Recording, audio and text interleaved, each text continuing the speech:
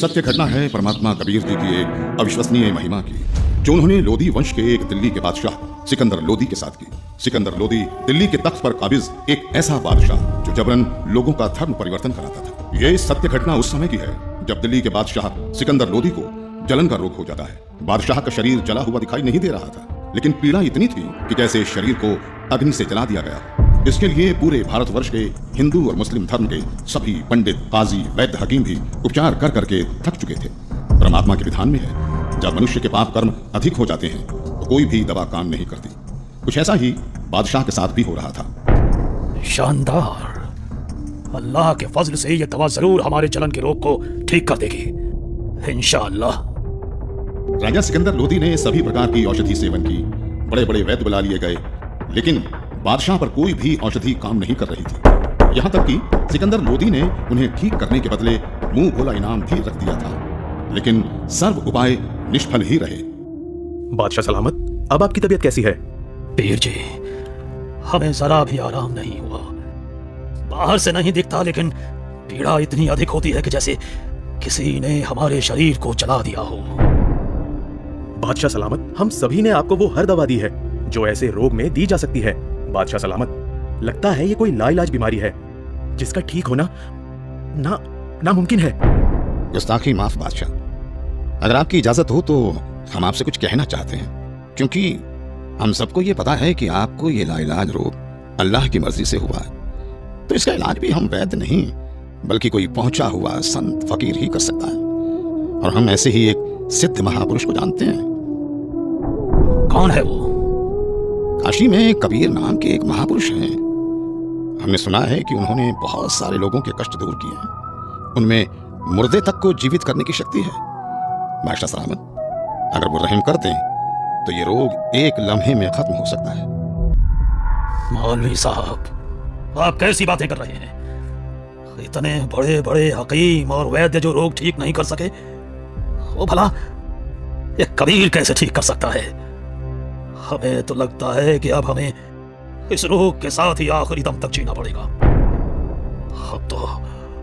अब तो जीने की चाह भी खत्म होती जा रही है। गुस्ताखी माफ करें जहांपना, लेकिन कबीर जी कोई साधारण पीर नहीं है। वो चाहें तो कुछ भी कर सकते हैं। ठीक है, हमारे काशी चलने का बंदोबस्त किया जाए।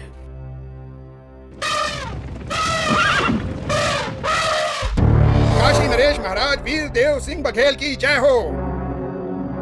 कहो दूत, क्या संदेश लाए हो? काशी नरेश, बादशाह सिकंदर लोधी इस समय अपने जलन के रोग के कारण बहुत परेशान हैं।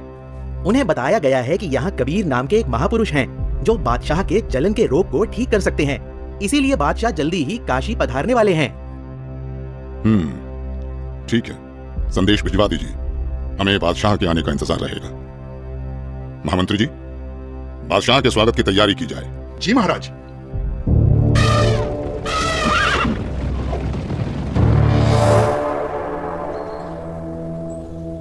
बादशाह सलामत, कृपया भोजन ग्रहण करें। वीरदेव, मैं तुम्हारी खातिरदारी से बहुत प्रसन्न हूं, लेकिन मैं कुछ भी खा नहीं सकता। मैं अपने जलन के रोग से बहुत ज्यादा परेशान हूं। इस समय पूरे जहां में हमसे ज्यादा दुखी कोई नहीं। मुझे मालूम हुआ है कि यहाँ काशी में कबीर नाम के कोई संत हैं। आप उनके बारे में जरूर जानते होंगे, इसलिए मेरी ख्वाहिश है कि आप हमें कबीर जी से मिलवाओ। सुना है इस पृथ्वी पर केवल वही एक है जो मेरे इस रोग को ठीक कर सकते हैं, वरना अब केवल आत्महत्या करना ही बाकी रह गया है। बादशाह सलामत, अब आप बिल्कुल ठीक जगह आ गए हैं। निश्चय ही अब आपका जलन का रोग ठीक हो जाएगा।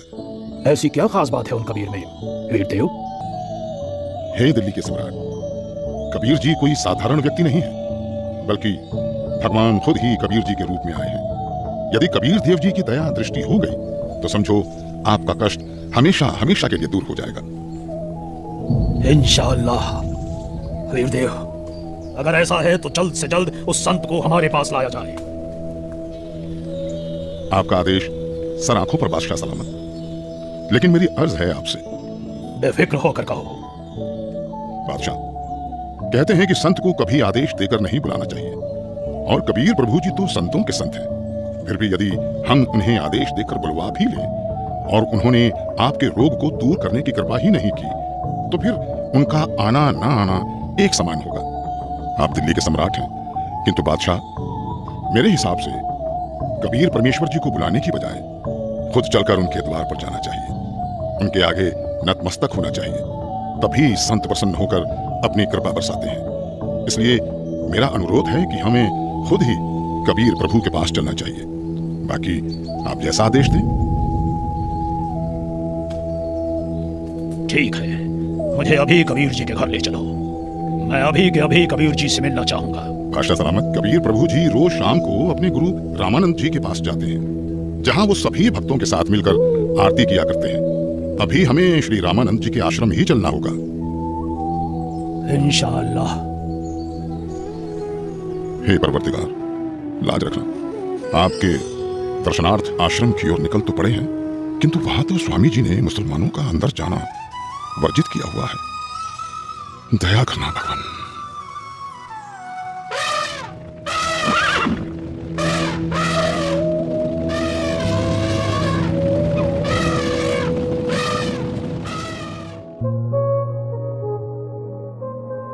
हे भक्त, क्या कबीर जी आ चुके हैं?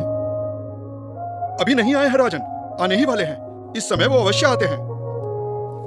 कोई बात नहीं वीरदेव, चलो अंदर आश्रम में बैठकर कुछ देर इंतजार कर लेते हैं। जी बादशाह सलामत। भगत जी, एक बार आप स्वामी रामानंद जी से आज्ञा लेकर आइए कि दिल्ली के बादशाह सिकंदर लोदी आए हैं, आपके दर्शन करना चाहते हैं और कबीर जी से मिलना चाहते हैं। कबीर जी आए तब तक यहां आश्रम में कुछ देर आपके पास बैठना चाहते हैं।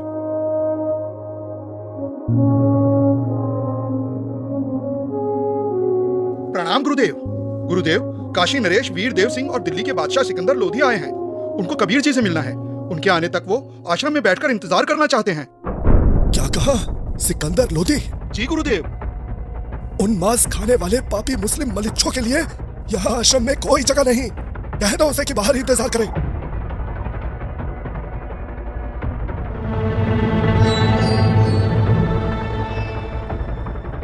हे राजन, स्वामी जी ने बादशाह को अंदर आने से मना कर दिया है। मुसलमानों का आश्रम में प्रवेश निषेध है। हम मलेच्छ हैं तो कौड़ी का ऋषि अगर हमें ऐसा कह सकता है, दिल्ली के बादशाह को ऐसा कह सकता है, तो आम मुसलमानों को तो न जाने क्या क्या कहता होगा। माफ करें, पर आप अंदर नहीं जा सकते। बादशाह शांत हो जाइए, रुक जाइए। अरे यहां से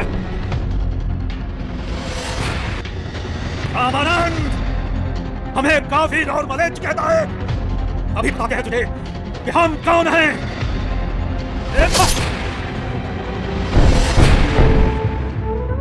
हे कबीर प्रभु, ये क्या किया आपने?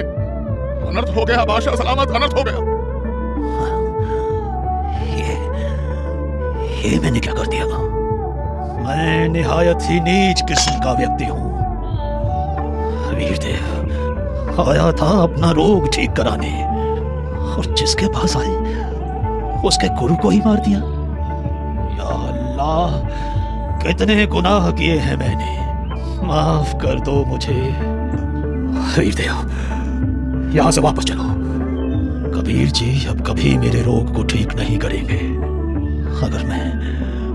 अगर मैं उनके सामने रहा तो वो जरूर मुझे बद्दुआ देंगे। इसलिए यहां से अभी क्या भी चलो। जैसा आपको सही लगे बादशाह, चलिए। कबीर प्रभु जी सामने है बादशाह सलामत। दो राजा एक साथ? काशी नरेश और दिल्ली के बादशाह का इस गरीब के पास कैसे आना हुआ? कहो, कैसे आगमन हुआ?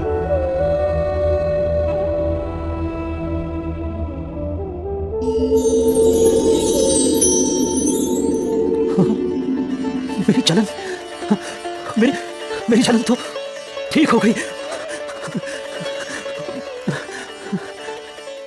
हे अल्लाह की साथ मुझे माफ कर दो।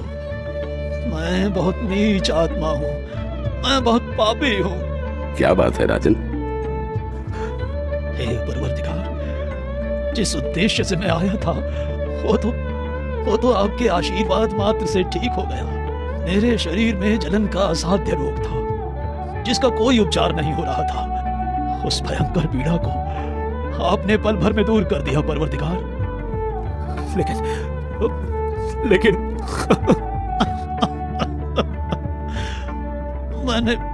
मैंने एक जुल्म कर दिया। मुझे माफ कर दो परवरदिगार, मुझे माफ कर दो। आप इतने दुख से भरे हुए और डरे हुए क्यों हैं? भगवान, हमें माफ कर दो मुझे।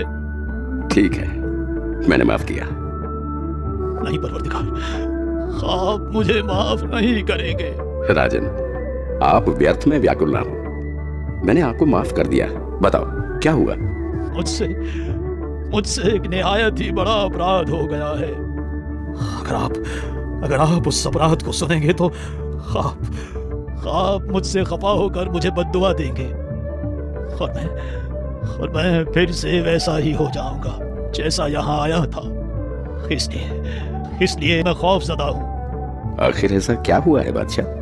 रामानंद जी ने काफी तीखे अल्फाज बोले और मेरे पर पहले से ही बादशाह होने का नशा हावी था।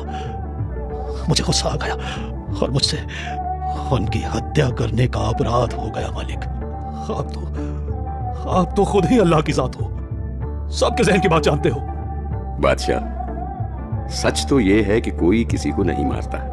स्वामी जी की मौत आज होनी थी और आपके हाथों से ही होनी थी। ये पहले से ही निश्चित था। कोई बात नहीं, मन को दुखी मत करो। जो होना निश्चित था हो गया। लेकिन अब ऐसे मत जाना, स्वामी रामानंद जी का अंतिम संस्कार करवाकर ही वापस जाना, नहीं तो प्रजा आपको बहुत बुरा भला कहेगी।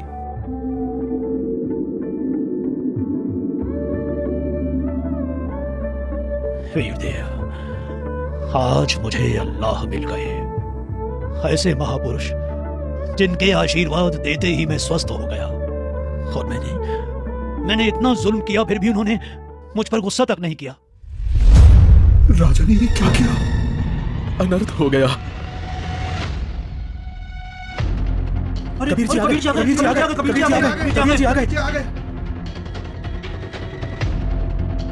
हे भगवान, सिकंदर लोधी ने अपने गुरुदेव की हत्या कर दी। अरे नादानो, कोई किसी को नहीं मारता। अपने गुरुदेव के प्रारब्ध में था इनके हाथों मरना। नहीं तो कहां सिकंदर लोधी बादशाह दिल्ली से चलकर यहाँ अपने आश्रम में आए। इनका तो कोई मतलब ही नहीं बनता यहाँ आने का। भक्तों, अपने गुरुदेव जी का संस्कार इन्हीं के हाथों मरने का था। अरे ये तो फिर से आ गया। अब ये क्या करेगा? गुरुदेव, आरती का समय हो गया। आपके सारे भक्त आपकी प्रतीक्षा कर रहे हैं। उठिए गुरुदेव। हे भगवान, हे गुरुदेव, यहां आपके बच्चे खड़े हैं।